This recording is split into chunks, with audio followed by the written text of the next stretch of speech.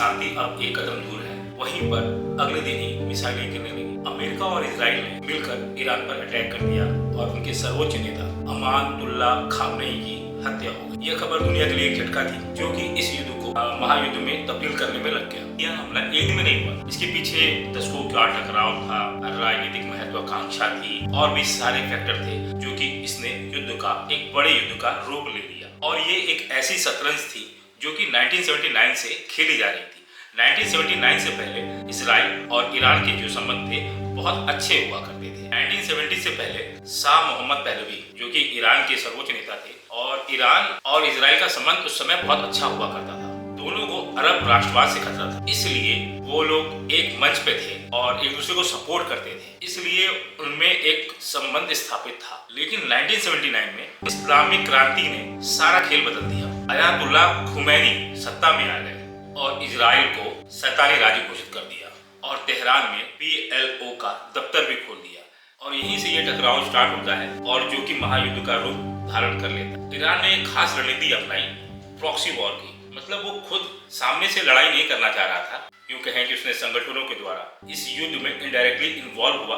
उनको हथियार सप्लाई करना, उनको फंडिंग करना, वो सब काम बैकहैंड से ईरान कर रहा था और इजराइल को चारों तरफ से घेरना चाह रहा था। हिजबुल्लाह लेबनान में, जो कि एक आतंकवादी संगठन है, वहां पे सक्रिय हुआ, उसको फंडिंग करता रहा। हमास जो है काफी सुर्खियों में रहा है। गाजा, फिलिस्तीन, यहाँ पर हमास के लड़ाके, हमास आतंकवादी संगठन यहाँ पर, हिजबुल्लाह लेबनान में, हमास गाजा में, हुती यमन में, शिया मिलिशिया, हिजबुल्लाह, हमास, हुती और मिलिशिया, ये अलग अलग 4 जगहों से इजराइल को घेरने का काम करने लगे। इनको फंडिंग ईरान करता था, इनको हथियार मुहैया कराता था और इजराइल को घेरने का काम कर रखा था। शिया मिलिशिया इराक और सीरिया में एक्टिव थे। ये 4 संगठन थे जो कि 4 तरफ से इजराइल को घेर रखे थे। उन पे अटैक करना, चारों नेटवर्क को, इस पूरे नेटवर्क को एक्सिस ऑफ रेजिस्टेंस का नाम दिया गया। इस पूरे नेटवर्क को एक्सिस ऑफ रेजिस्टेंस, प्रतिरोध का धुरा कहा जाता था।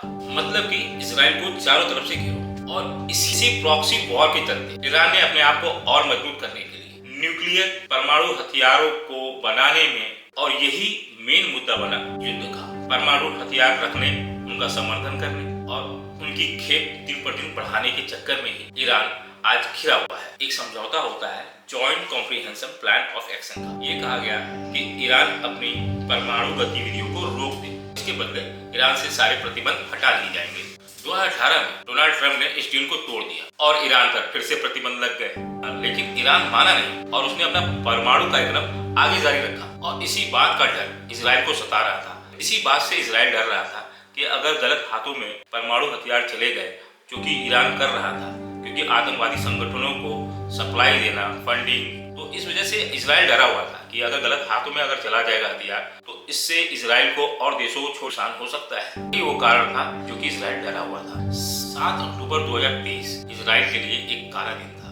इसी दिन सुक्कोत का एक त्योहार होता है। गाजा बॉर्डर के पास एक म्यूजिकल फेस्टिवल का आयोजन किया गया। 1200 से ज्यादा इजराइली सैनिक मारे गए। 250 से ज्यादा नागरिकों को बंधक बना दिया गया। लगभग 350 से 400 लोग मारे गए।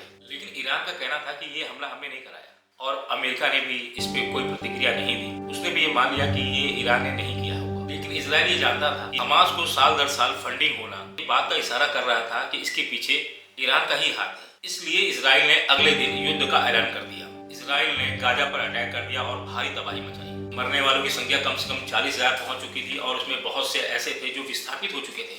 और इसी को लेके अंतर्राष्ट्रीय अदालत में इजराइल के ऊपर नरसंहार का मामला दर्ज किया गया। फिर क्या हुआ कि उत्तर में हिजबुल्लाह ने इजराइल पर अटैक करना स्टार्ट कर दिया। इसके जवाब में इजराइल ने पेजर अटैक, जो कि हमने न्यूज में सुना, हम लोग देखते थे, पेजर से ब्लास्ट होता था, और उत्तर में हिजबुल्लाह ने इजराइल पर अटैक कर दिया। ये क्रिया और प्रतिक्रिया हो रही थी, तो हिजबुल्लाह ने उत्तर की तरफ से इजराइल पर अटैक कर दिया।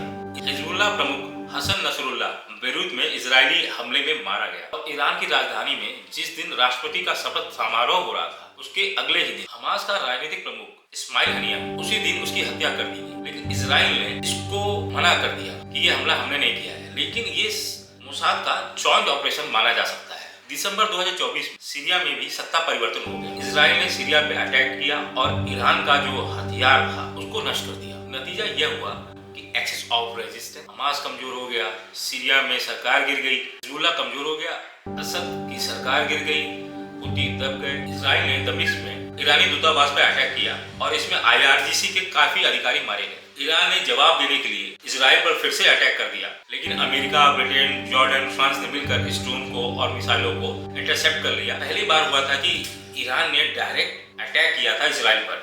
ईरान ने इजराइल पर 200 बैलिस्टिक मिसाइलें डाली। इसके जवाब में इजराइल ने भी अटैक किया। इजराइल ने ईरान पर अटैक किया और उसका एयर डिफेंस सिस्टम जो कि S-300 है, जो कि रसिया से लिया था ईरान ने, उसको पूरी तरह से ध्वस्त कर दिया। और ये बहुत इंपॉर्टेंट था क्योंकि अब ईरान का आसमान खुला था, उस पर अटैक करना आसान था। और अगले हमले को रोकने की क्षमता ईरान के पास कम थी, उसकी क्षमता बहुत कम हो चुकी थी क्योंकि एयर डिफेंस सिस्टम उसका कोलैप्स हो चुका था। उसके संगठन जो कि दब चुके थे, इजराइल ने उनको दबा दिया था और इसमें काफी नुकसान हुआ था ईरान का।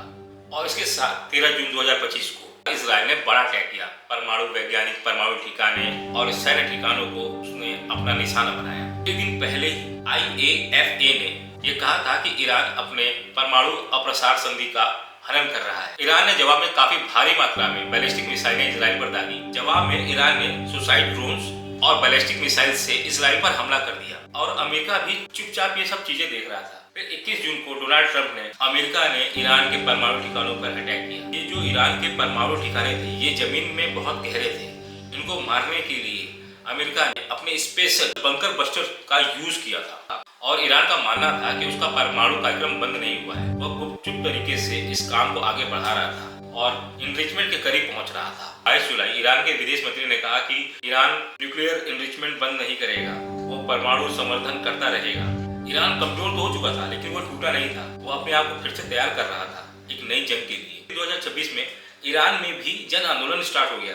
यह आंदोलन 1979 के बाद से बड़ा आंदोलन था जो कि 1979 से जाकर अब हो रहा था। ट्रंप ने इसकी धमकी दी कि हम अब सैन्य कार्यवाही करेंगे इजराइल। ईरानी सेना ने जन आंदोलन को रोकने के लिए कार्यवाही की, प्रदर्शन को रोकने का प्रयास किया और इसके बदले में कई प्रदर्शनकारी मारे गए, आंदोलन को कुचलने की कोशिश की गई। फरवरी 2026 में अमेरिका ईरान के बीच ओमान की मध्यस्थता में परमाणु वार्ता शुरू हुई। 6 फरवरी मस्कट में पहला दौर, फिर जिनेवा में 2 और दौर हुए। 27 फरवरी 2026 ओमान के विदेश मंत्री ने घोषणा की ईरान अपना यूरेनियम भंडार न्यूनतम स्तर पर घटाने का और IAEA निगरानी को मानने पर राजी हो गया। उन्होंने कहा शांति बस एक कदम दूर है। अगला दौर 2 मार्च को वियना में होना था। 22 फरवरी 2026 वार्ता के बीच इजराइल और अमेरिका ने ईरान पर हमला बोल दिया और पहले ही हमले में ईरान के सर्वोच्च नेता अमानतुल्लाह खामेनी की हत्या कर दी गई। उनके साथ ही उनके वरिष्ठ अधिकारी और खुफिया अधिकारी भी मारे गए। ईरान के असेंबली ऑफ एक्सपर्ट्स ने मुज्तबा खामेनी, अली खामेनी के जो बेटे थे, उनको सर्वोच्च नेता बनाया। IRGC और सभी प्रमुख नेताओं ने उनके प्रति वफादारी का ऐलान किया। ईरान ने 9 देशों में जवाबी हमले किए। Israel, UAE, Bahrain, Kuwait, Qatar, Saudi Arab, Oman, Jordan, Iraq. Iran ने हॉर्मुज स्ट्रेट पर ट्रैफिक रोक लिया। 150 से ज्यादा टैंकर और माल जहाज स्ट्रेट ऑफ हॉर्मुज में फंस गए। तेल की कीमत आसमान छूने लगी। तेल की कीमत 119.50 प्रति बैरल तक पहुंच गई। दुनिया के 20% तेल की सप्लाई इसी मार्ग से होती है। ये काफी इंपॉर्टेंट रूट है। ईरान की पारंपरिक सैन्य क्षमता काफी हद तक प्रभावित हुई, लेकिन इनकी सरकार नहीं गिरी। युद्ध में ईरान के साथ इजराइल और अमेरिका को भी काफी नुकसान। इस युद्ध की क्या परिणति होगी, आने वाले भविष्य में क्या होगा, यह सब भविष्य के गर्भ में छुपा हुआ है। लेकिन इस युद्ध की परिणति क्या होगी? क्या दुनिया वर्ल्ड वॉर 3 देखने जा रही है? यही है इस कहानी का पूरा सबक। जब दशकों से चली आ रही टकराव, परमाणु हथियारों का डर, राजनीतिक महत्वाकांक्षा, दुनिया इंतजार कौन इसमें पहल करेगा? भारत इसमें अपनी भूमिका निभा सकता है।